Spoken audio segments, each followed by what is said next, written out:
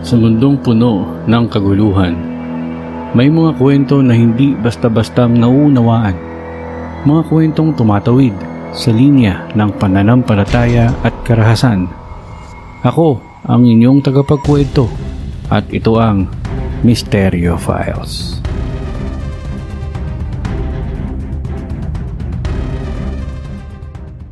Sa Tuguegarao City, Cagayan, libo-libong parishioner ang nakidalamhati sa pamilya ni Father Mark Anthony Ventura, ang paring pinagbabaril ng hindi pa nakikilalang mga salarin sa bayan ng Gataran. Napuno ng emosyon ang Tuguegarao Metropolitan Cathedral sa misa bago ilibing ang pari kaninang umaga. We as a family anchor our faith in God because our God is a God of justice and He alone can vindicate us. Sa paggulong na investigasyon, Ang pagpaslang kay Father Mark Ventura. Si Father Mark Ventura ay isang batang paring Katoliko mula sa Tuguegarao, Cagayan. Kilala siya bilang tagapagtanggol ng karapatang pantao, aktibo sa pakikisalamuha sa mga katutubo at masigasig sa laban kontra korupsyon. Si Father Mark Ventura ay naordinahan bilang isang pari noong taong 2011.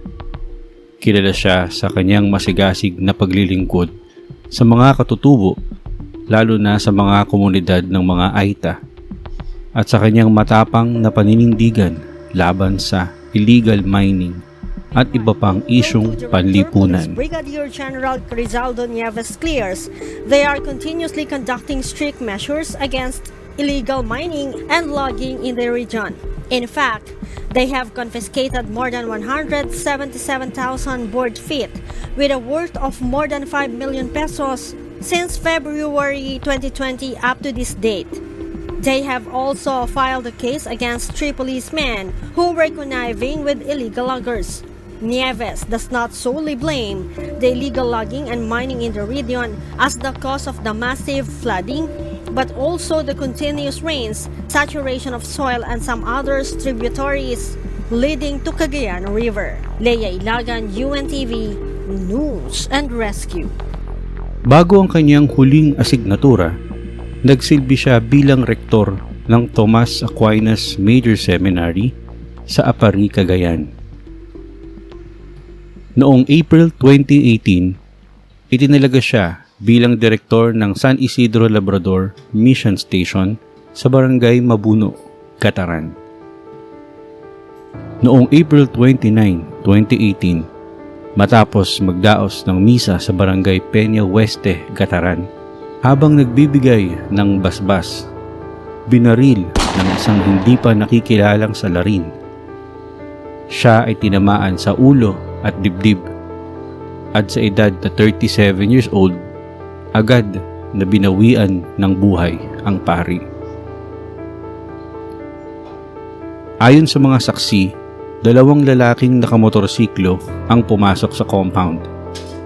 Isa ang bumaba, pumasok sa kapilya, at walang sabi-sabing pinaputukan ang pari. Tumama sa ulo at katawan. Pagkatapos ay mabilis din silang tumakas. Ang tanong, bakit? At sino ang may lakas ng loob na patayin ang isang pari sa gitna ng banal na gawain? Mabilis na nagsagawa ng investigasyon ang Philippine National Police at ang mismong simbahan. Ilang teorya ang lumutang. Isa daw itong political hit at may kinalaman umano sa kanyang matapang na paninindigan laban sa illegal mining at human rights violations. May iba namang naniniwala na baka may malalim pa itong ugat. Isang lihim na grupo o isang taong nakaupo sa kapangyarihan. Magpahanggang ngayon, marami pa rin ang nagdududa. Nahanap na nga ba talaga ang tunay na salarin? O isa lang itong kasong sinadyang ilibing sa katahimikan? Ang kaso ni Father Mark ay hindi lamang basta krimen.